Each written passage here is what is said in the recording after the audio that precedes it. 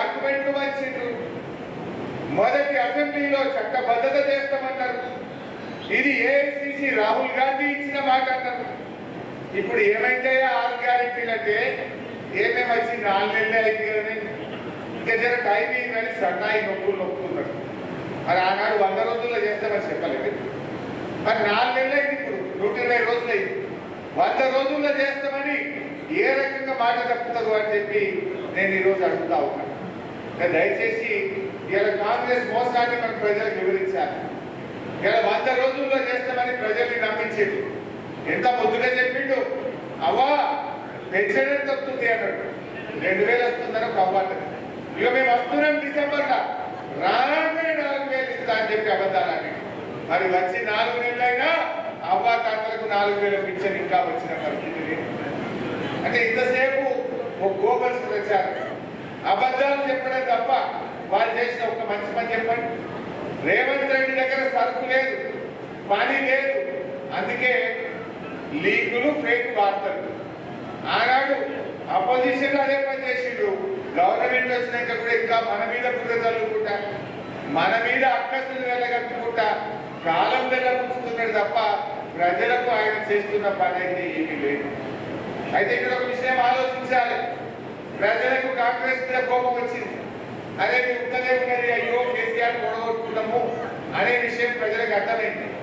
కానీ ఎంపీ ఎలక్షన్లలో కొంతమంది ఏమంటున్నారట, ఇక బీజేపీ అంటున్నారని తెలుస్తుంది. అక్కడక్కడ బాగా ఆలోచన చేయాలి.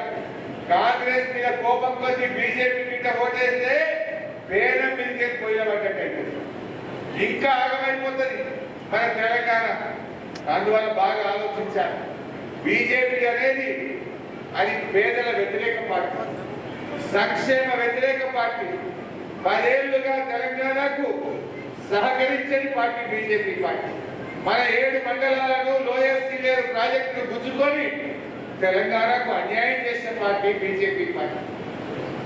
కేసీఆర్ కాళేశ్వరం కట్టి, కేసీఆర్ చెరువులు మంచిగా చేసి 3 కోట్ల మెట్రిక్ టన్నుల వడ్లు పండిస్తే మేము వడ్లు కొని మన చేతులు ఎత్తింది బీజేపీ. అరే వడ్లు కొనకపోతే ఎక్కడే నువ్వు పంజాబ్లోనే ఒక గిజ్జ లేకుండా కొట్టావు, మా తెలంగాణ వడ్డెందుకు కొనమంటే ఒక గిద్దగానే వడ్లు పడతాయా?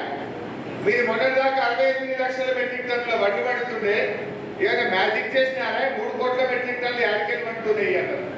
అరే మేము కాలువలు కట్టుకుంటాం, ప్రాజెక్టులు కట్టుకుంటాం, చెక్ డ్యాములు కట్టుకుంటాం, చెరువులు కట్టుకుంటాం, మేమేమైనా పండిన పట్టే కొనమంటున్నాం కదా అంటే కొనమంటాం.